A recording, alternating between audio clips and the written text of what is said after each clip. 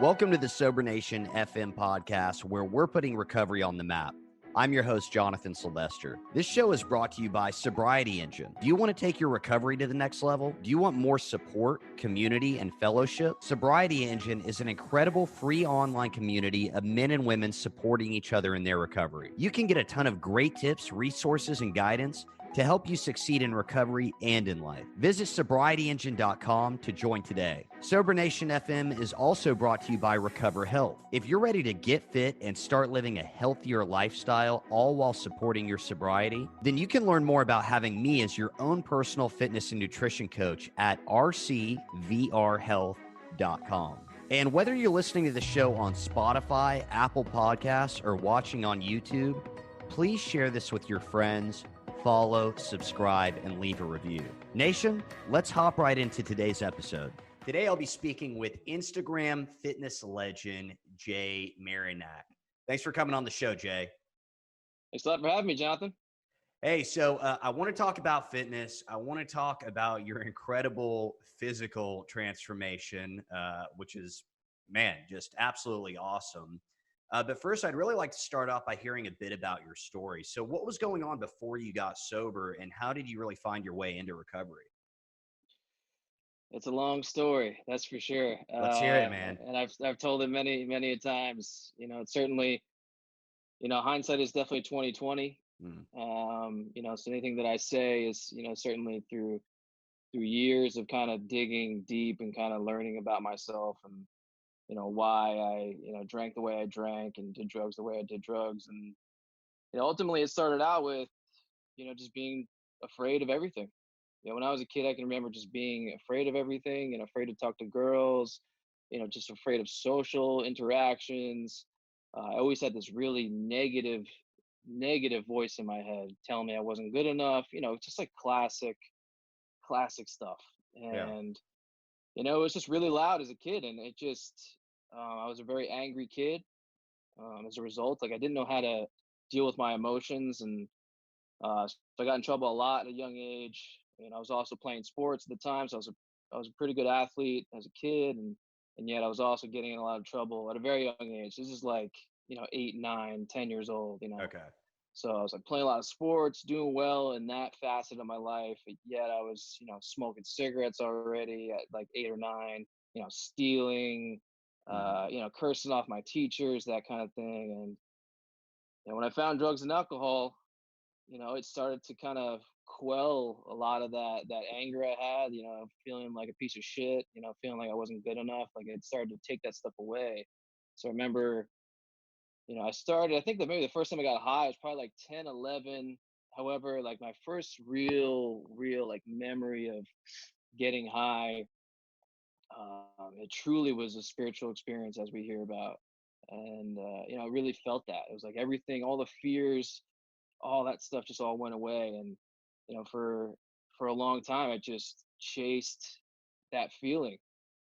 I chased that feeling for many years, and it worked for a lot of years. There was some good years where I enjoyed it and, loved just getting wasted and getting high, and it was all good. But as time went on, obviously it turned on me, and, it was tough to get out of it. Yeah. Yeah. No, I mean, man, and I always appreciate when someone says like it was fun for a while, because of course it was fun for a while. Like otherwise, like why were we chasing this to the extent that we were, right? But Right. so you were relatively young when this all started, and so I mean, I hear you say like you were getting in trouble at a younger age and stuff like that. But when did the consequences really start to?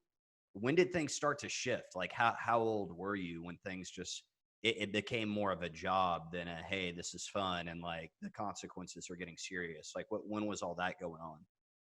It was around probably 13 or 14. So probably right around freshman year of high school is when it Okay. really started to go downhill. Because I was able to play sports from like 12 to 13, 14, or 11 to 12, 13, 14. I could play sports. I could still, get trashed on the weekends, and I was able to just to kind of manage it, and it was okay.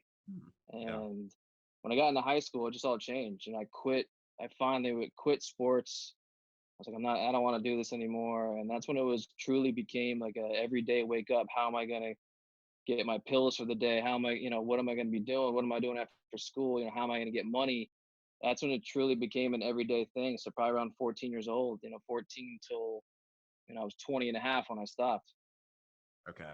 And so what was I know some people don't really like to call it, a rock bottom or whatever, but where did things shift? Like, where did things start going from the problem to the solution, so to speak?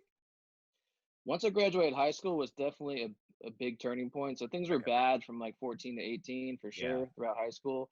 A lot of trouble, a lot of cops being called on me, a lot of suspensions, almost expelled, almost dropped out of school, all that kind of stuff. But once I really graduated, somehow I graduated. And Yeah, that's once I incredible. did, it was really a miracle, really. Once I did, there was no more structure in my life. Okay. And I remember just like really just going even deeper than I thought was possible. And Yeah. I was thrown out of my house in the summer of my graduation. I was Okay. thrown out, went to live with my father, and then things went really, really bad, man. And Mm. selling a lot of drugs and just involved in a lot of crazy shit. And so it was like really that those 2.5 years were just pinnacle in my life, because I just didn't give a shit about anything. Yeah. And it really just got bad. So it was right around 20 and a half where I couldn't live the life I was living anymore. I truly couldn't do it. I couldn't work anymore. I was completely unemployable, and I was just raging 24/7, man, Mm. 7 days a week. And I finally, I was really fortunate, man, where I got to a place where I couldn't take it anymore, and I finally reached out for help. Okay. Yeah, I'm curious, man. Like, our stories are actually really similar, kind of, I got my GED, so I didn't graduate technically, although I had a buddy Right, right. call me on graduation day, like, "Hey man, where are you? They're calling your name." So maybe there's a diploma up at the school for me Okay. So somewhere, you but you, you kind of did graduate. kind of. I mean, man, it You was just didn't. You just didn't show up. right. Exactly. I chose not to show. Right. Exactly. Yeah. But no, just too many absences and stuff. But our stories are really similar in that went to live with my dad and selling drugs and stuff like that.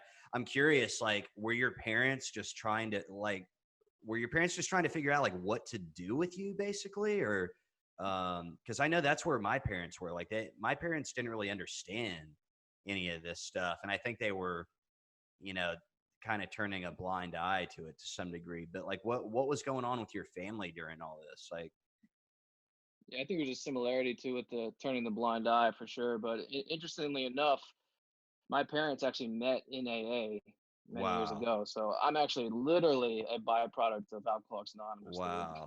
So were you So going? I'm curious. Were you going to like meetings and stuff when you were little or anything like yeah, that? oh yeah, Wow, man. I was in my pajamas, freaking drawing in the corner wow. for a bunch of years. So my parents were sober for a long time. My mom was sober a long time. She ended up relapsing Okay, probably in my teens, my early teens. okay. My parents were divorced when I was 2, so my father really was never a big part of my life. Um, so yeah, I mean, my mom, she has some strong denial, and I think that Mm, she kind of knew what was going on, yet she has this ability to kind of like just turn her head the other way because she was doing some crazy shit herself, man. yeah. And so it was an interesting dynamic growing up for Wow. sure. Yeah. No, that is interesting. Well, and look, man, I think the truth is like I think all parents are just kind of like not my kid, basically. Yeah. Yep. Like my kid's not into that. I mean, I even remember this one time where this guy I was hanging out with, his mom caught us smoking weed, and she literally caught him like hitting the pipe, and she blamed me for Yeah, so it. classic. So I mean, like Her I fault. yeah, my fault, 100%. So I mean, I get the thinking, whether someone's in recovery or not. I think most parents are just gonna, there's gonna be some denial there. But so moving forward, so what did you do, man? So things got really bad, and did you go to treatment? Did you go to meetings? Did you just say like, no, I'm done with this, and kind of phase it out of your life, or what did that look like? So at the very, very end, things started getting really bad. Like I said, my mom did did really start to pick up on what was going on. And she actually forced me to go to meetings. She was like, listen, Okay. if you're going to come to this house, be in this house, you have to go to meetings. Yeah.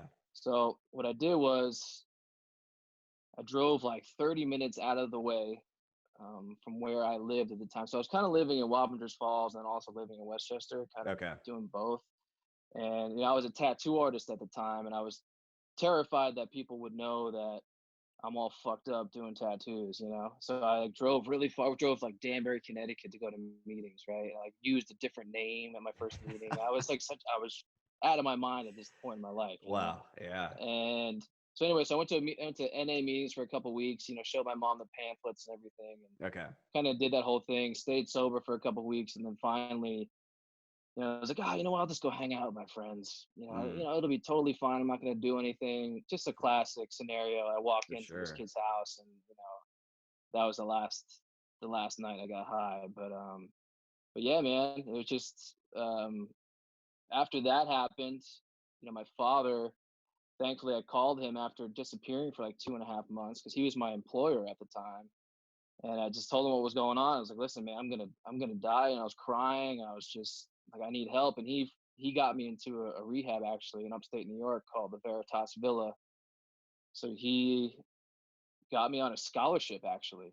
Oh, So wow. I don't come from money. My parents don't have money, and I didn't have insurance at the time. So they were nice enough to let me into their facility for 2 weeks without any insurance or without paying. So Wow.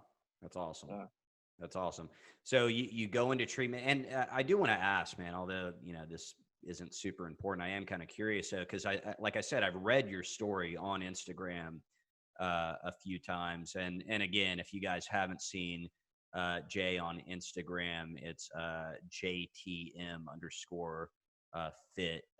And you'll see him flying around like Superman and lifting lots of heavy shit. And man, I love all your workouts, and we'll get into that here in a second. But when reading your story, I know you said that you just did basically every drug. It was like LSD, I mean, just everything. So what did you have to detox or, um, I didn't have to do a technical medical detox. okay. So at the time, I was such a garbage head. I mean, I was doing a lot of opiates Okay. and stuff. So I kind of detoxed on my own. It wasn't severe, where I need to be hospitalized, Okay. thankfully. Yeah. But yeah, I mean, I was just doing everything under the sun. But it became a lot of opiates and benzos were really what took me down. Okay. Gotcha. And so you go into treatment, you're there for 2 weeks, and then do you get back into going to the meetings, or what is the next step there?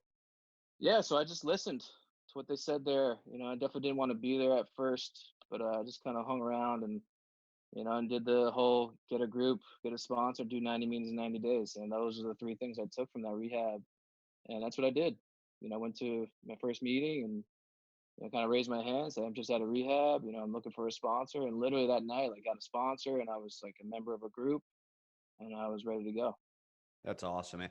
So I got to ask you, I mean, I think, we hear the general suggestions, and getting a home within a 12-step program, like getting a home group is definitely one of them. How important was that for you, just to like kind of be around some of the same people in the beginning, and, just be around the same people and in that same group for a little while?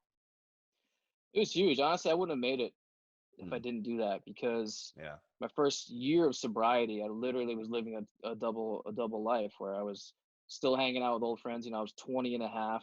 Okay. Literally at that point, obviously, when you're that age, it's like your friends are your life. Right. So I was going to meetings and I was a member of a group and I was trying to do that. And at Mm, the same time, on the weekends, I'm, speeding at 100 miles an hour in a car full of my friends, smoking blunts and shit. And yeah. I wasn't obviously, but I couldn't, I couldn't escape that life yet. I wasn't ready to leave that life behind. And so it saved my life in so many ways. But yeah, particularly in that first year, if I didn't at least have that part of me where the sponsor like getting me on the steps and doing different things, man, there's no way I would have been able to not restrain myself in all those bad situations I put myself in. Yeah, no, I agree 100%. Well, and I think like what someone said to me was, it's like, just let some people get to know you for a while, like who you really are, and you'll figure out who you are at the same time, in that process. But yeah, I mean, one of the things that I like to talk to people about is like some of the biggest mistakes that they felt like they made early on in sobriety. And I think you just touched on one. And I think it's such an Yeah. interesting deal, man. It's like, the drugs and the alcohol are definitely part of this, but the lifestyle is like such, like whether you were selling drugs and like it's the fast money or it's the friends, or it all fits with the substances. So, I mean, what would you say to someone that's listening or watching this that might be having a tough time breaking away from those friends, or is trying to like navigate that? Like, how did that end up working out for you, I guess? I think it's tough to give advice sometimes in these situations because I feel like a lot of times we have to live our journey and just Mm, go down the path we're meant to go down. However, with that being said, when I was fully able to give my life and my lifestyle over to AA, that's when my life really started to change, and mm, that was difficult. So like I remember being in that first year and hearing people sharing about the promises and right. all the meetings, and they're carrying a big book to the meeting, and I was like, I'll never be that person. Yeah, that was I me. was like, I That was me, never want to be that. 100%. Yeah. And let me tell you, when I got to a Yeah. little over a year of sobriety, I was still finding myself unhappy, Mm, and miserable. And I remember having moments of like, I gotta fucking do something different. mm. And and with that being said too, like I was active in some ways in the group that first year, but I wasn't. I wasn't Okay. reaching my hand out. I wasn't going to all the business meetings. I wasn't telling my story all the time. I wasn't doing everything I should have been doing. So Okay. when I finally got to a place where I was like, you know what, if this is what my life's gonna be, then that's fine. Mm, Then my life really started to change, and obviously getting really involved. We all know that having one foot in, one foot out isn't the best thing. Can it still work? It can. I think it can. It doesn't mean you're just fucked if you're not all in and just Mr. AA. right. Right. However, we do need to try to do as much as we can to have some more insurance against that first drink. Yeah. No, that makes sense to me, man. I think it was pointed out to me to look at it from two perspectives. And I was definitely the guy. Like, I remember one day, I don't even know where it came from. My first sponsor was super hardcore, like, and a self-admitted extremist, to the point where you walked into this guy's condo, and behind his couch, he literally had the life-size 12 and 12 posters. Oh my god. And I mean, there were so many moments where it's like, this guy is the best and worst sponsor. Like, basically, if I can stay sober with this guy as my sponsor, then I'll be great. And he was an awesome sponsor. Like, I think he helped me build an awesome foundation. But one day, out of the blue, I remember just calling him and being like, man, I will never do this like you do. Like, I'm not going to carry the book around. I'm not going to. And, he was like, okay, like, I don't know what this means, but, and then I was, but I think that, you know, what was pointed out to me is that getting in the middle, or getting in the center of this deal, like, of your recovery, like some people talk about, it's not just the insurance against going back out. It's also you mentioned the promises. It's also that investment in life being so much better. I think that's where part of my mindset like started to change. It wasn't just about not getting high or drinking again. It was about like, hey, maybe I'll have the opportunity to build a pretty awesome life here. So yeah, I think that's a good point. But yeah, everyone has to go through what they have to go through. I think that's fair for sure. So I want to ask you, man. I mean, just kind of moving on here. So you get a sponsor, you're going to meet. Where does the fitness come into this? I mean, I know you were athletic, you were into sports, but where does the working out and everything start to come into the picture? It was pretty much right away, I think. I mean, it's been a while Okay. now, but it was pretty soon after I got out of rehab and was going to meetings. I remember I wanted to do martial arts, so I actually went to like a karate school, Okay. like a generic karate school, and Yeah. I joined. And it's funny, the person, one of the instructors, I was doing an intake with them, and I was telling them my schedule, and they were like, "Are you a friend of Bill's?" It Oh, ended up wow. being like, so there was a connection there. So That's anyway, so cool. I started taking martial arts, and pretty quickly, that was just kind of a little bit boring for me. I didn't really Okay. like the forms and stuff. I wanted to get more into actually fighting and stuff like that. So I was Sure. always that kind of kid growing up. So yeah, then I was doing that, and then I was also going to Planet Fitness, man, and not knowing what I was doing, but just going to the gym. I was still smoking cigarettes at the time, so I'd smoke a Man, cigarette same before I here. went in, Same smoke a here. cigarette when I left. Yeah. Um, Yeah. yeah, that's what it was like in the beginning. Some martial arts and just the gym, and just not really having a clue what was going on. Hmm. So where did it start to yeah, man, that was me. I know one day, like I wanted to quit smoking so bad. I think it just like clicked one day. Like this is so opposite. Like I'm trying to get healthy, I'm working out, still smoking cig. Like it just one day it just clicked. It didn't make sense anymore. But where did the fitness start to get serious? Like when were you like, man, I'm really getting into this and Yeah, so after I kind of left karate, I got into Brazilian jiu-jitsu and Muay Thai kickboxing. So I started doing that. So I moved back down to Westchester because I was okay. still upstate. Okay. Moved back down to Westchester, and so I was doing the martial arts there, and then that's where it started to become serious. Where I got pretty good at what I was doing, and then I became an instructor, Oh, wow. and then I became a personal trainer. So I started training clients at that point. Okay. Um, yeah, and so it kind of just took off there. Once the martial arts started to take off, and I did a couple amateur Muay Thai kickboxing fights, and realized that I loved kicking people in the face, but I did not love getting kicked back. Yeah. So that was short lived. I had some fun, but that was not the right life path for me. Okay. And yeah, man, then became the personal trainer, and then I did some other odd jobs and stuff, but I finally made and took the risk, I should say, to go all in with the personal training. That's where it really kind of became a thing. I started posting stuff on Instagram probably around, I don't know, 7 years ago, 6 or 7 years ago is when I Okay. started like putting things out there on the internet. So it just kind of took off from there. Yeah, that's awesome, man. And again, very, very similar to my story for sure. So I want to ask, I mean, because I know I had this moment of it is taking a risk. I think like, but you found something you were passionate about, right? And so like, how did you decide like, this is, I'm going to make a career out of this? One of the things I've always done throughout my sobriety and just throughout my 20s was, open every door possible and see which doors open or remain open and which doors close. There were Hmm. a bunch of different things. I tried to be an electrician at one point. I was going to night school on top of working two jobs, and literally I tried to get every connection I could in that field, and literally everything fell through. Every Hmm. single opportunity, nothing worked out. And at the same time, I was teaching the martial arts and became the personal trainer.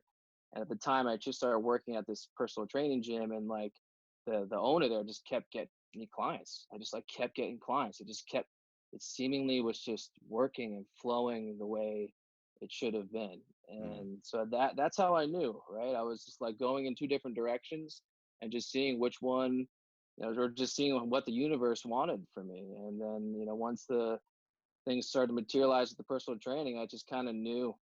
I just knew it was the right choice.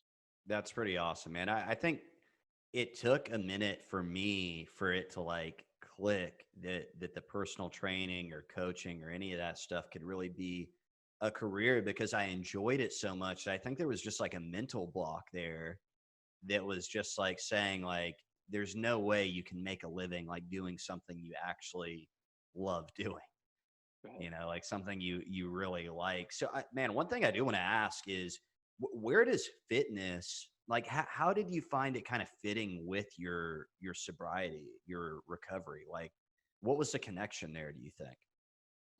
I mean, I feel like it's very similar in a sense where in a lot of ways I was chasing the feeling of working out, like going through like really hard workouts and like pushing myself, and like I kind of loved the challenge, and that's why I really loved martial arts and combat, and eventually CrossFit. And I ran the New York City Marathon. I did triathlons, and just like I just loved. I got high on that, on those different things and those challenges. So that's it's funny, over the years I've gotten the hecklers and the haters being like, oh, you just replaced one addiction for the other. It's like, you're damn right I did, dude. Yeah. Come on, man. It's like Mm. it's a far better addiction. And I don't know, I never got so bad. I wasn't like working out 5 times a day or anything like that. Right. But yeah, Yeah. it just, yeah, man, it just motivated me and gave me something to look forward to. Man, I'm really glad you brought that up, though, the alternate addiction, because I mean, even if we look at that and there were people that said the same thing to me. I mean, because man, I had a ton of free time initially, and it was like for me, the gym really filled a lot of that as well. And because when I first got sober, I didn't have a job or anything like that. But like, I think even from like an AA perspective, I think in the book it says something along the lines of like, do we have a suitable replacement? And it's like, you kind of have to have something there that is not just AA, I think, or not just recovery.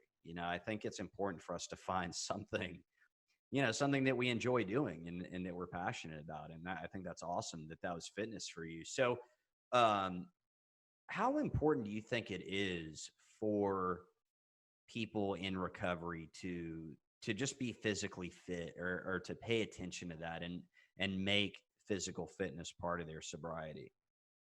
I think it's huge. I mean, after AA, I mean, fitness has saved my life for sure. I mean, fitness has done so much for me. I mean, even from like the martial arts to like with the confidence and self-esteem kind of stuff. Yeah. Gained a lot from that because I had so much low self-esteem Mm, and just feeling less than, in sobriety, and there's nowhere to hide from that stuff when you get sober. And certainly, the steps and going to meetings and all that stuff is helpful. But yeah, I found that even more help came from the fitness side of things. And yeah, I don't know what I would have done if I didn't have that. Like I didn't really have any other hobbies and stuff at the time. I mean, like I yeah. liked skateboarding and snowboarding and stuff like that, but as I got older, I couldn't really do that kind of stuff, man. I couldn't risk the injuries and stuff like that. So yeah, it just really, certainly when it became my career, it really just became, certainty that this was like the path for me. That's awesome. Yeah, that's pretty cool, man. When you have that clarity, or that sign from the universe almost, that like, I really like how you said that. You just tried out these different doors, and the ones that were clearly closing, like you just kept moving. And I think that Yeah. persistence is so important as well. And I think I think for some of us that just being able to translate that hustle, so to speak, that might have been going towards not so legal or healthy things, and kind of pointing that in the right direction, that having that drive, and some might say, the addictive personality, like really pointing that in the right direction can be super helpful. So I want to nerd out a little bit here on the fitness stuff, and I want to just start off by asking, when someone gets sober, there's so many people obviously that, like you did, like I did, they have no idea where to start. Let's just say, someone's either just getting sober or they've been sober for a little while. They've kind of been, they've been thinking about doing something, thinking about getting into the gym. Where do you think that someone should start? Like, what do you think would just be some basic things that people could start doing, just to get moving or just to get into the gym? Like, what would you really suggest? I would definitely suggest either getting a personal trainer if you can afford that luxury, or doing group classes. Okay. You can really learn a lot, get your foot in the door. It's so often people just show up at the gym and they don't know what to do. Yeah. I mean, I was like that. Most of us are Yeah. like that. Most of us aren't going to know what to do. So, I mean, getting into something like that where you can like learn, like understand how to maybe put a workout together, that kind of thing. I think that's the most important thing to do to start, is have some kind of structure, and yeah, and learn as much as you can. Yeah, I think that's a great point. Yeah, I had no idea what the hell I was doing. Yeah. And And I know just like you did, I'm sure, obviously, I had to make a ton of mistakes, and I had to do a lot of, there's so much misinformation out there, right? Yeah. I mean, as you well know, you're on Instagram, you see the waist trainer people and the fad diet people and the fat burner people and all the BS that people are selling. And, I think that we all want that easy, that easy answer, right? And Yeah. but yeah, that's just not really the way that it works. But yeah, I think that's a great idea. It's and I think that made sense for me, just in terms of getting help or reaching out to other people, because I had seen that working in my recovery, and I think Right. that like I was able to translate a lot of what was going on in my sobriety to this fitness stuff. So I do want to ask you, you're the creator of the functional method. So what is the functional method? What's that all about?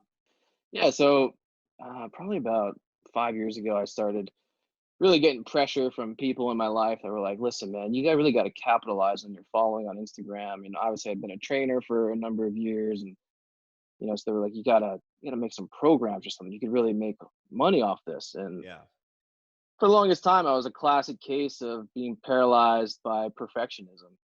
I was just like, it's not the right time. Like I always had an excuse to not do it. There's always like one detail that I would think of. I'm like, oh no, I can't do it like that. So there's no point in doing it right now. And I finally got past that, and I put out a PDF workout program. I went on to Wix. I built a crappy little site on my own. No idea what I was doing. I put it out there, marketed it to my Instagram following, made a little bit of money. So I was like, hey, you know what? That worked. Let me make this next one a little bit better.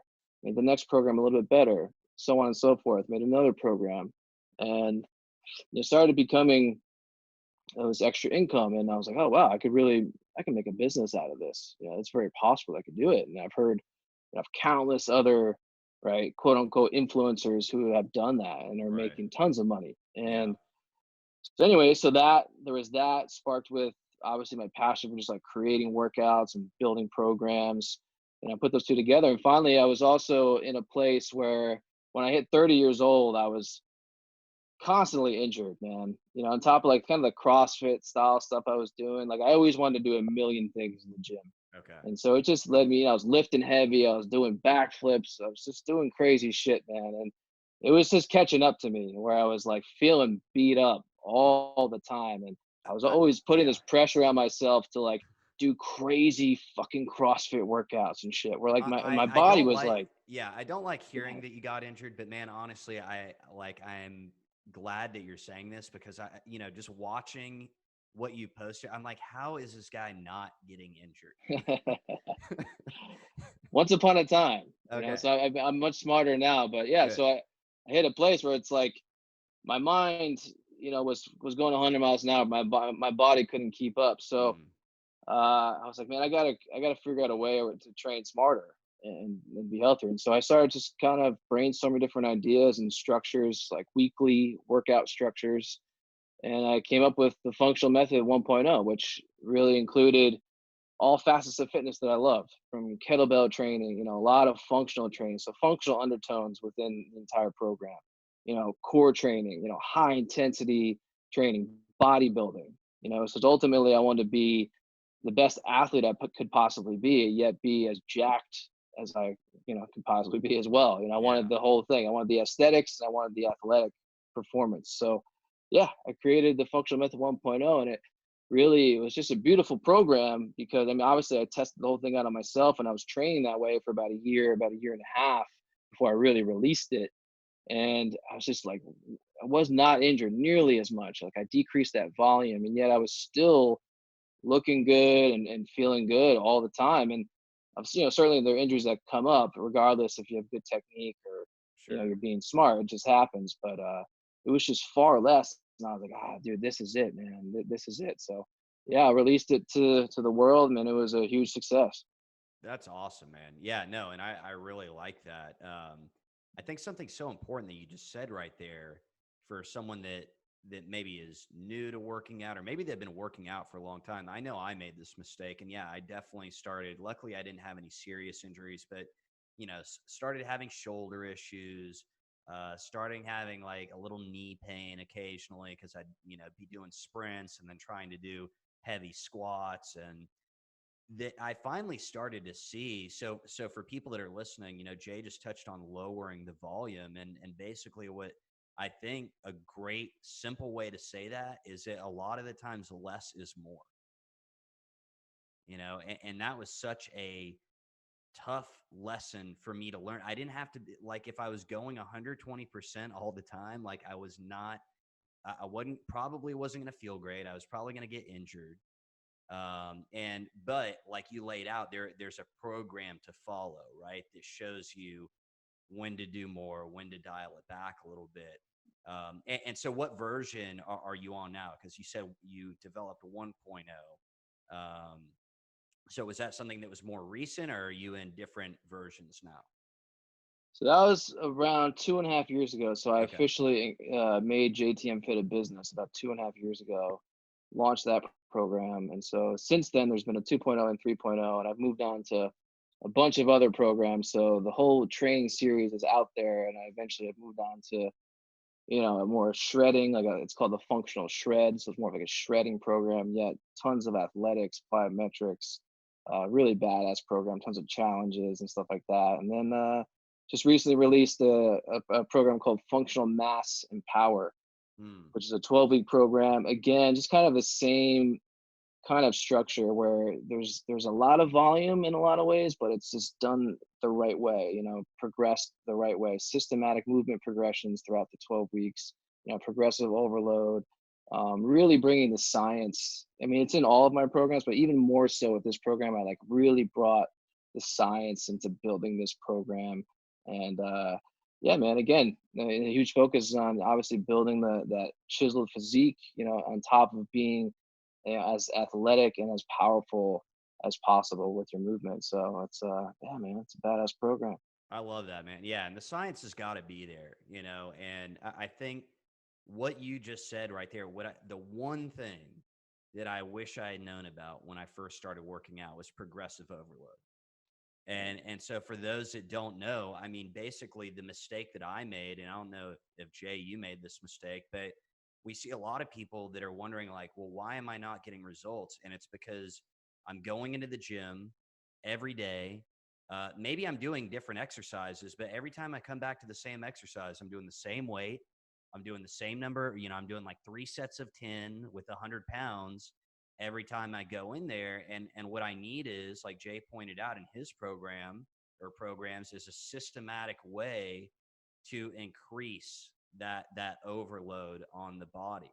And man, I wish that right there Yeah, would have saved me like so much frustration, I guess. I know it's so easy just to kind of go overboard and do too much, like you were saying. Really, I feel like if between 20 and 30, like that's kind of okay, and you can get away with that. But I feel like between 30 and 40, like the idea, I should make a shirt that just says "less is more," because that should really be like the motto for, in your 30s. Just like tone everything back. You just don't need that kind of, unless you're obviously training for a specific sport or a competition or an event of some sort. You just, in my opinion, you don't need to be doing crazy shit all the time. Yeah, no, I agree. And I think like, especially guys, again, if you were anything like me, and when I started looking into like bodybuilding stuff, I would see, some of these things that a lot of bodybuilders were doing, and it would be like, you know, 10 set, like German volume training and stuff, where it's like Yeah, 10 sets of 10. And and the thing that people don't realize is, and I'm not going to knock anyone here because this is none of my business, but a lot of these people are on steroids, and the whole thing with steroids is you recover, yeah. so much faster. And so you can do stuff like that. And, but with someone that's natural, like it's not going to work out very well, So, Yeah. And I yeah. think what people don't realize too is that the effect it has on the central nervous system, Mm. right? Like it's like you could in your mind want all day to like hit the 10 by 10 back squat, the next day do this. Like, yeah, you can do that. You might be able to get a weekend or two of that kind of volume and be all good. But dude, you're gonna get to a point you're gonna feel like crap, dude. Your central nervous system is crashing. from the volume. Like, yes, there are certainly some people out there that can handle that kind of volume. I don't know if they're on something or not. Maybe Right. the elite of the elite, like you look at CrossFitters, like those dudes, they can handle Crazy. incredible Yeah. amounts, dude. Like I can't Crazy. do that. And Yeah. most people can't, right? Most people can't handle that kind of volume. And again, they don't realize how much it affect, you know, put all that stress on the central nervous system, how badly it can affect your sleep, your recovery, your muscle growth, all that stuff. So, putting more volume isn't necessarily the answer. Yeah, yeah. No, I think you said it well. Less is more uh works, definitely. So what I mean, we're talking about all this here. I need to ask, man, what does your diet look like? I need to It's know funny. I get because that question a lot, man. It's really boring. is it Honestly, like, yeah, it's simple, man. Like I eat pretty healthy stuff most days of the week, from salads to salmon to grilled chickens, obviously lean meats. And, that's pretty much it, man. 5 to 6 meals a day. I cheat on the weekends and, I have ice cream and pizza like everybody else. yeah. And that's it. I get that question all the time on Instagram. And it's funny, sometimes depending on what kind of mood I'm in, I'm like, yeah, it's good. The diet's good. Right. Yeah. But yeah, because it's boring, and I eat the same stuff all the time too. So like, again, people are like, dude, well, can you please post your stuff on Instagram? And I'm like, well, I do, but then I'm not just gonna post the same Right. It meal literally it'd be every the same day, picture over and you over. know. So yeah. So anyway, so it's I'm pretty good, man. I certainly fall off like everybody else. Like Sure. especially now. Like now it's challenging, man. Like, dude, even the restaurants that I've been going to, getting takeout from, that I've been going to for years. Yeah. Every night they're giving me free ice cream, or, and I'm like, yo, you gotta stop, because like I can't Yeah. stop eating it, man. Yeah. Yeah. So it can be a struggle. Yeah, for sure. Well, and man, you are uh you're super super active. So I think if anyone can afford to have some pizza or ice cream occasionally, it's definitely you. But it sounds like you concentrate on, and I'm kind of the same way. Some people can't eat the same stuff all the time, but keeping it pretty basic, lean meats, veggies, and it sounds like you don't really overthink it all that much. So I want to pivot before we wrap up here and just ask you if you could just tell us a little bit about what your recovery still looks like today, and how do you maintain your sobriety? How do you continue to grow? Yeah, so I'm fortunate to have two guys that I sponsor. I've been sponsoring for a couple of years, which have been honestly, like, you get to a certain point. I'm coming up on 15 years sober. You get to a certain point, and I've gone through phases where I love meetings and I'm all about it, and then I go through phases where I'm just like, I've been going to meetings for a long time and I'm just not that into it.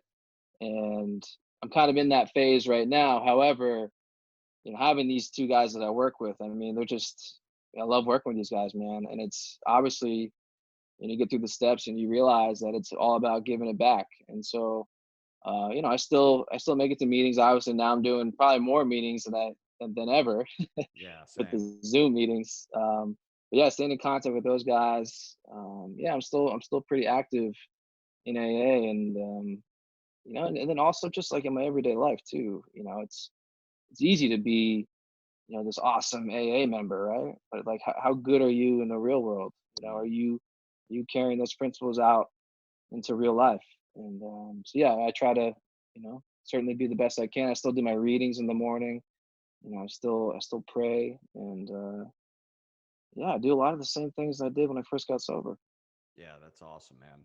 That's awesome. Well, I guess I think that's a testament to just what I heard so many, people that had been around for a long time say in the beginning when I first got sober. It's like it always comes back to the basics.